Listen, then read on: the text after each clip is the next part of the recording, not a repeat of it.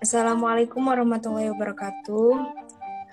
Perkenalkan, kami dari kelompok 2 yang beranggotakan yang pertama Nur Ahmad Purnama NPM 43, Nur Faiza NPM 02, Rivaldi Ardiansyah NPM 18, Nila Sari NPM 26, Siti Maisaroh NPM 31, Aulia Ainusani NPM 18. Saya Siti Maisaroh sebagai moderator. Nah, di sini kami akan mempresentasikan hasil diskusi kami yang berjudul metabolisme lemak. Yang pertama akan disampaikan oleh yang pertama akan disampaikan oleh saya Rivaldi Ardiansyah NPM 18 mengenai pengertian lemak. Jadi, lemak merupakan golongan senyawa-senyawa yang tidak larut baik dalam air atau larutan yang mengandung campuran air. Tetapi lemak larut dalam pelarut organik seperti heksan.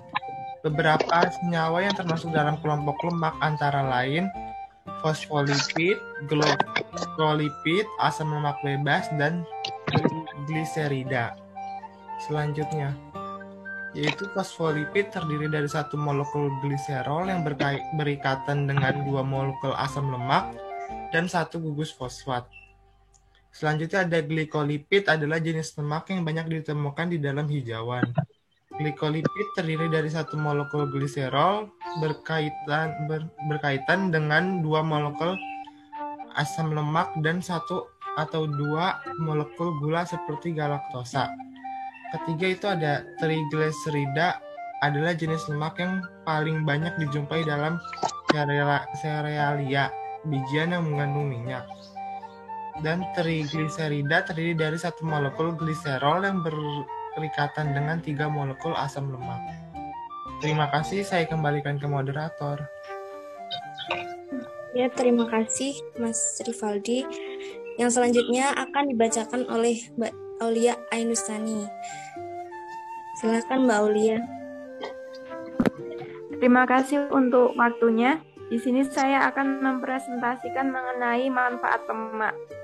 Peranan lemak pada ternak antara lain, yang pertama yaitu berperan dalam nilai kecernaan pakan, yang kedua berperan dalam performance ternak ruminansia, yang ketiga mempengaruhi kualitas karkas, yang keempat berperan dalam reproduksi ternak, kemudian berperan dalam produksi dan kualitas susu.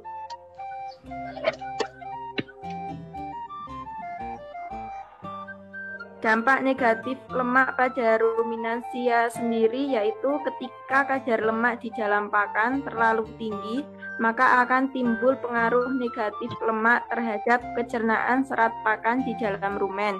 Ada beberapa alasan mengapa lemak dapat menimbulkan pengaruh negatif, yaitu yang pertama, lemak akan menyelubungi serat pakan sehingga mikroba rumen tidak mampu mendegradasinya. Yang kedua, lemak PUFA bersifat toksik terhadap bakteri rumen tertentu sehingga terjadi perubahan populasi mikroba di dalam rumen. Yang ketiga, pengaruh negatif asam lemak terhadap membran sel sehingga menghambat aktivitas mikroba rumen. Yang keempat, asam lemak rantai panjang akan membentuk kompleks dengan kation-kation mempengaruhi kondisi presiden dan kebutuhan mikroba akan kation. Sekian, saya kembalikan ke moderator.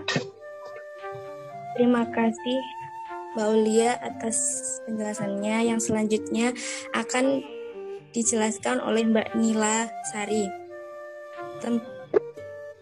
Waktu dan layar kami persilahkan. Baik, terima kasih. Selanjutnya, saya akan menjelaskan mengenai proses metabolisme lemak pada ternak ruminansia. Jadi, metabolisme lemak pada ternak ruminansia itu dimulai di dalam rumen, selanjutnya akan diteruskan di dalam pasca rumen. Ketika lemak itu masuk ke dalam rumen, maka akan terjadi dua proses utama. Yang pertama ada proses hidrolisis, Dan yang kedua ada proses biohidrogenisasi. Lebih dari 85% lemak terhidrolisis menjadi asam lemak bebas, gula, fosfat, dan gliserol. Gliserol dan gula akan mengalami proses perubahan jadi asam lemak terbang atau VFA, dan kemudian VFA akan digunakan untuk membentuk sel mikroba rumen.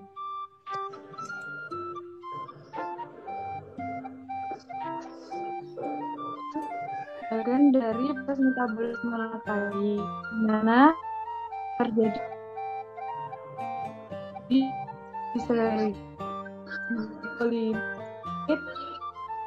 fosfolipid itu terhidrolisis menjadi asam lemak tak jenuh dan asam lemak cis. Lalu terjadi isomerisasi jadi atau CLA asam lemak trans asam lemak jenuh. Lalu asam lemak tersebut akan menggunakan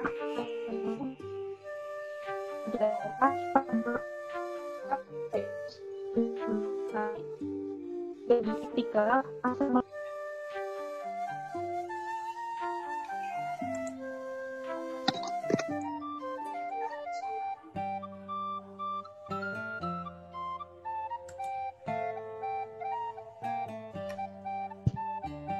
Baik, saya lanjutkan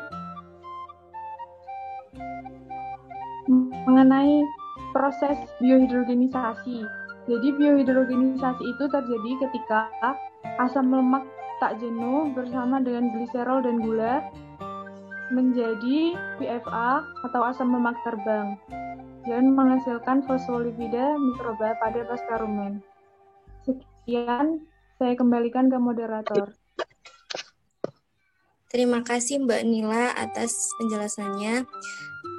Materi yang selanjutnya akan dijelaskan oleh Mas Ahmad. Waktu dan layar kami persilahkan. Waktu dan layar ya, terima kasih.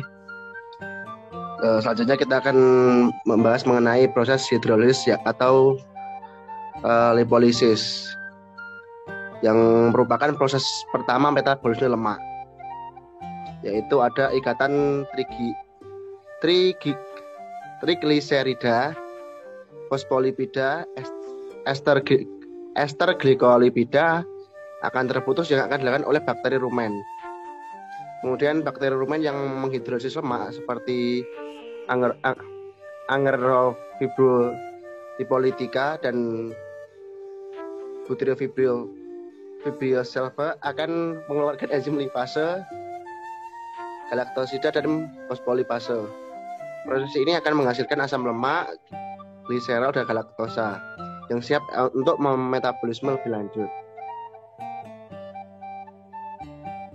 Asam lemak tidak jenuh atau asam linolat juga akan ditemukan dalam proses ini, ya kemudian akan dipisahkan dari asam lemak, gliserol, dan galaktosa. Kemudian setelah terpisah, maka asam lemak tersebut akan diubah menjadi VFA atau asam lemak yang kemudian akan digunakan untuk membentuk sel mikroba rumen 1.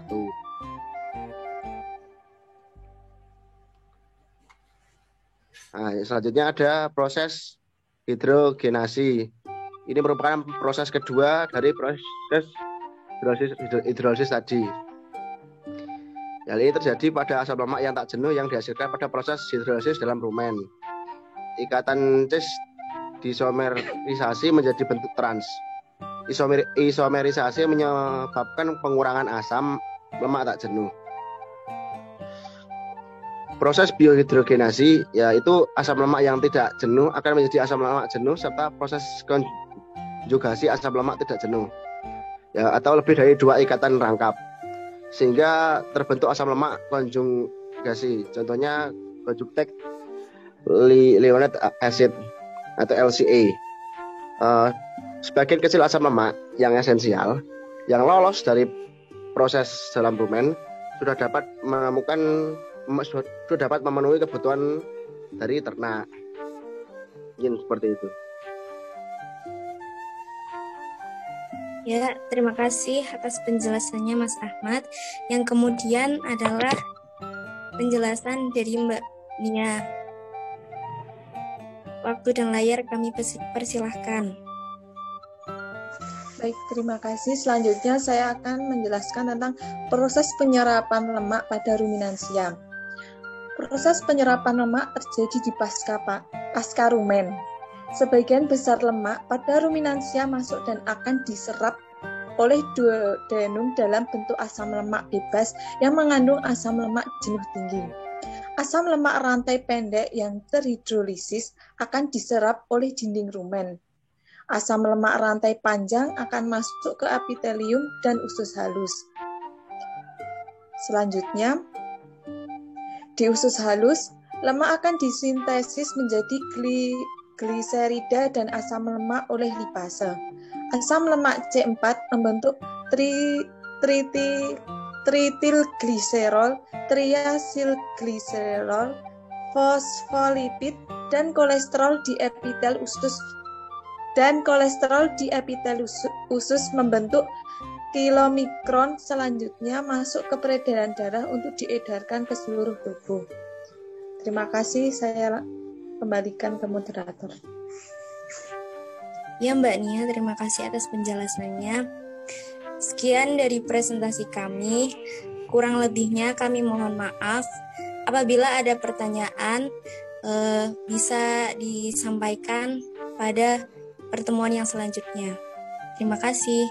Wassalamualaikum warahmatullahi wabarakatuh.